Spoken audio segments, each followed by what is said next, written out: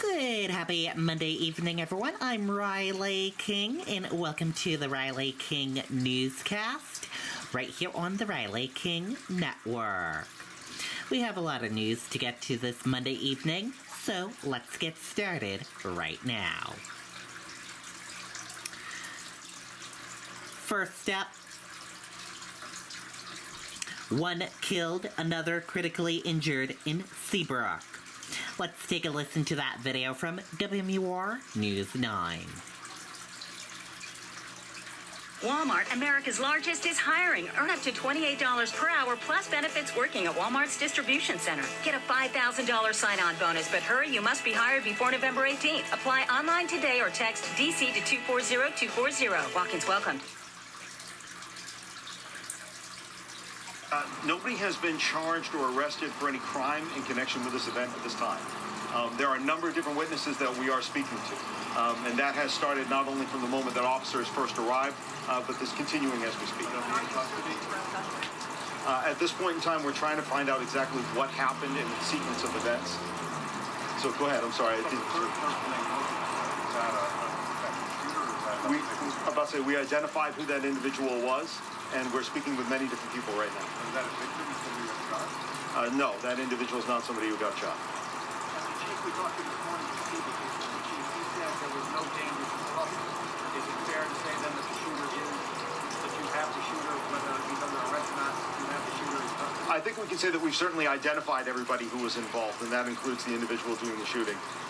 With regards to the other kind of dynamics of, again, what played out in what particular order, that's something that we're still working on. We don't believe that there's any sort of danger to the public. And again, these three individuals did know each other, so there was no indication that this is a stranger who was involved with another group of people. What about the ages of these men then? Currently, the ages are all being withheld right now, but I would all say that they're middle-aged males.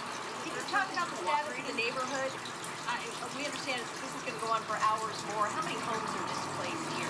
I'm about to say the exact number of homes I don't necessarily know. We are talking about a number of different residents that are not only across the street, but also adjacent. And as you can tell, this is not exactly a very quiet street. There's still plenty of traffic that's going back and forth. So for those folks who don't live in the area, we are asking if they can find a different way to get to businesses. If they can just come in, again, you've got very different spots that you can approach. Try to stay away from this particular section. There's a question over here. Let me answer one and then go back to, or whoever had it over here.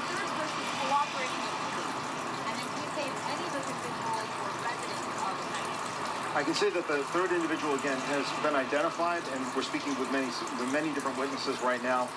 With regards to who lived where, I think that's something that we're also trying to get a clear indication of what the listed residences were for all the people involved. Can you say the nature of their relationship? I can just say that the three of them knew each other. The full nature of the relationship is something that we're still exploring at this time. Can you tell us what was happening in Dwight Avenue? Dwight Avenue? Is that where the third individual was? Well, with regards to Dwight Avenue, I don't have any comments on that in particular. There was also heavy police presence here. They were awfully careful going in and out of the house. Was there concern over ordnance, explosives, other weapons that kept this to a very careful processing? No concerns necessarily with explosives or other ordnance, but there's always a concern when going into a private residence with regards to what's going on inside, and also you may have a number of individuals. Sometimes, I know in past instances, not necessarily here, with children, dogs, there are other people there. You try to be as the least disruptive as possible while making sure that public safety is ensured. And the first person that was found deceased here, was that a gunshot victim? Yes, gunshot. Okay. And then the third person that you're still looking for that person, is that right? No, the third person has been identified. Identified, you know who that person is? Yes. I'm not saying if that person is No. Again, nobody has been charged or arrested with any crime So all the connection here. activities take place right there on the point of the light. That's correct. Can you give us any sense of what this was about? Was it domestic? Drug-related? And unfortunately, I don't have that answer yet. There's always a difference between I don't know and I can't tell you. This is one of those situations where I don't know, we don't know. The real nature of the relationship between those three people, we're just starting to drill down to what that is. And once we know that, we'll be in a better position to answer that question. Is the murderer have been police at the home before and that they've had issues, neighbors have had issues with them? I don't know with regards to the history of the individuals there. That's something I don't have personal knowledge about, so I couldn't answer. Go ahead. Has the murder weapon been recovered? How many shots were fired? Those are also two things that I believe that we have located a weapon that we're looking into. I do not know with regards to the number of shots. And where's the third Clear, gentleman? just to be clear, 2 people were shot, and you have a third person in custody? Nope, there's nobody who is in custody or has been charged with a crime with regards to this. The third person has been identified, and again, we're speaking with many different witnesses. Go ahead. I was going to ask that. So the third person is not in custody. The third individual, no, nobody is in custody or has been arrested with a crime here. Can we just ask you about the lockdown?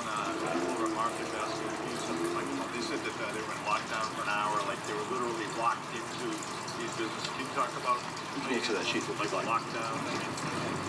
Yeah, so while we were attempting to identify the third party, out of an abundance of caution, we did request that stores in the immediate vicinity lock down. So that meant like, I mean, people, like hundreds of people, I mean, employees, shoppers were asking to do what in the store while you were searching?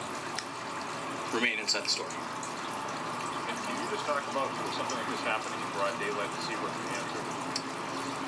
It's certainly not something that we respond to frequently, but it does happen. Thanks, Chief. Go ahead. There were a number of witnesses.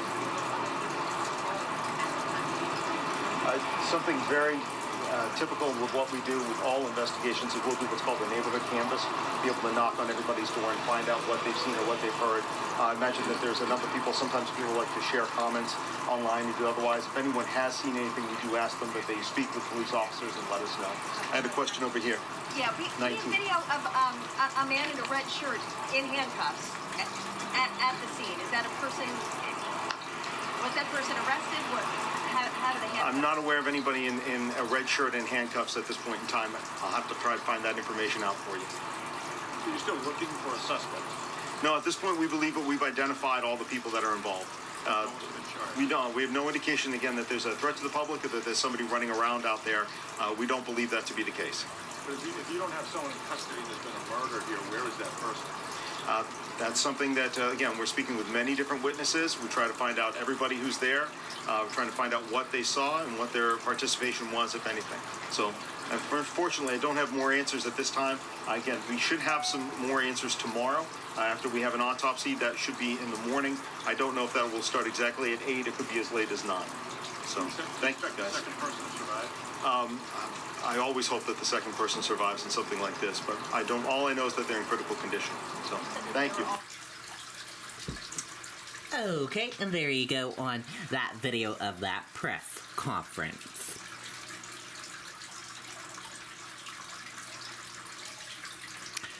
Three more die of COVID-19 in New Hampshire. Health officials update data from last week after reporting system problems. 3 more New Hampshire residents have died of COVID-19 as health officials released new data from the past week.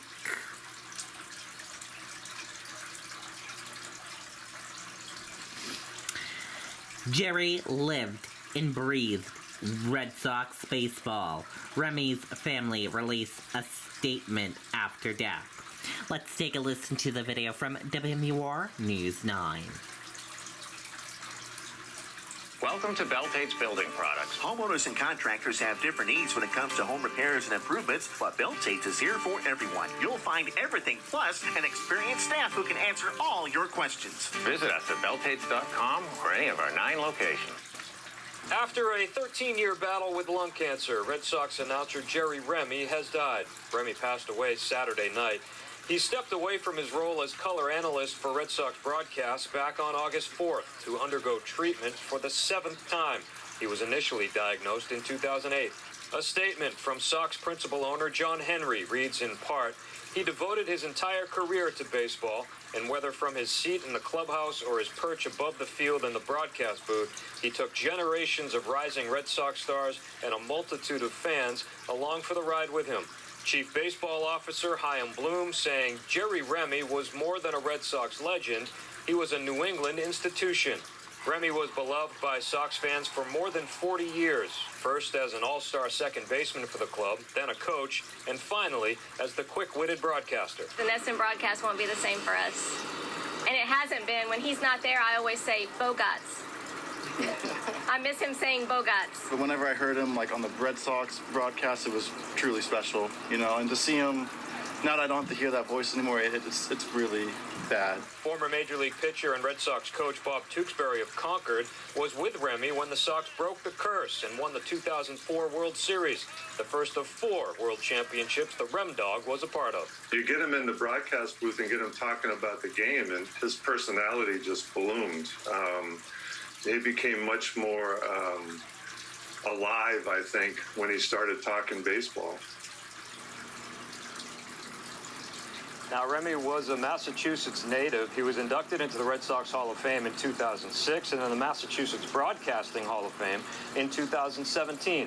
Jerry Remy would have turned 69 on November 8th. Live in Boston, Jason King, WMUR News Network. Okay, and there you go on that video and that report. And here's the statement from his family. Take a look.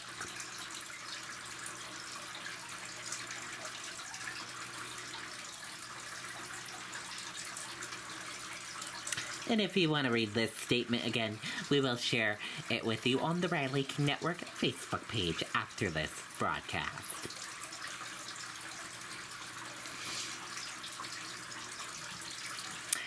Manchester police investigating a stabbing. Let's take a listen to that video from WMUR News 9. Vacasa brings next-level care, inside and out, to your vacation home. We are following some breaking news in Manchester. Right now, police are investigating a stabbing, and according to the police log, this call came in around 12:40 this morning on Canal Street. Investigators say one person was sent to the hospital, but there is no word on the extent of the injuries. It's also not clear if anyone is in custody. We're going to continue to follow this breaking situation and bring you the latest as soon as it comes into our newsroom. Okay, and there you go on that video and that report.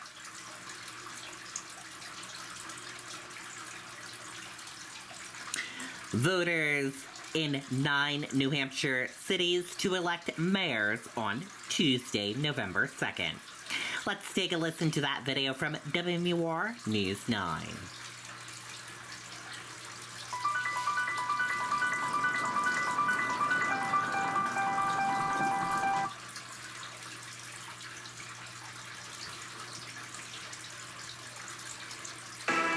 Just over 24 hours away from the first polls opening in New Hampshire for Election Day 2021. One of the biggest municipal races we are following in the Granite State is the contest for Manchester mayor. Incumbent Mayor Joyce Craig and former Republican State Rep Victoria Sullivan are up for a rematch of the 2019 race. During their final debate right here on WMUR, the candidates addressed a number of issues, from homelessness to education to the pandemic. Mayor Craig addressed the ongoing vaccination efforts in the Queen City, while Sullivan responded to the Executive Council's decision to block $27 million in federal vaccine funding. We've set up clinics at Beach Street School throughout the summer. We went to different neighborhoods. Our health department is having open clinics every Monday and Wednesday. Again, individuals do not need to make appointments. They can just walk in. We are in the process of setting up scheduled appointments at our schools for our youth and boosters for our teachers.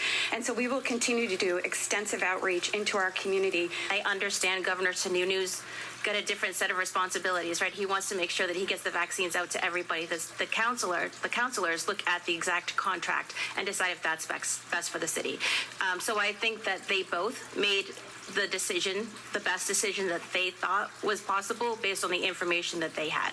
And you can watch the full debate between Craig and Sullivan under the close-up section of our website, WMUR.com. The polls in Manchester open tomorrow at 6 a.m. And Manchester is one of several cities holding mayoral elections tomorrow. The incumbent mayors of Berlin and Dover are both running unopposed. In Claremont, the lone candidate, Dale Gerard, is running uncontested. In Concord, Mayor Jim Boulay is running for an 8th term. He's being challenged by Taylor Hall. In Keene, incumbent Mayor George Hansel is being challenged by Mark Zukowski. Laconia Mayor Andrew Hosmer is facing off against State Rep Don Johnson. And in Rochester, 3 people are vying for mayor: Paul Callahan, Polana Hunt-Hawkins, and Cassie Bourne. Somersworth Mayor Dana Hilliard is being challenged by 2 candidates, Crystal Paradis and also Ken Hilton. And Portsmouth voters will elect a city council with the top vote getter automatically becoming the mayor. Okay, and there you go on that video and that report.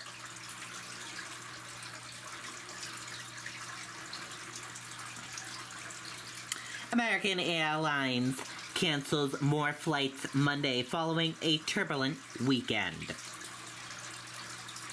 American Airlines has canceled another 250 flights on Monday, continuing a day-long chain reaction of cancellations that started last week. And that does it for this evening edition of the Riley King Newscast right here on the Riley King Network. Thank you for tuning in and watching. Have a great rest of your evening and see you back here tomorrow for another newscast. Good night and goodbye.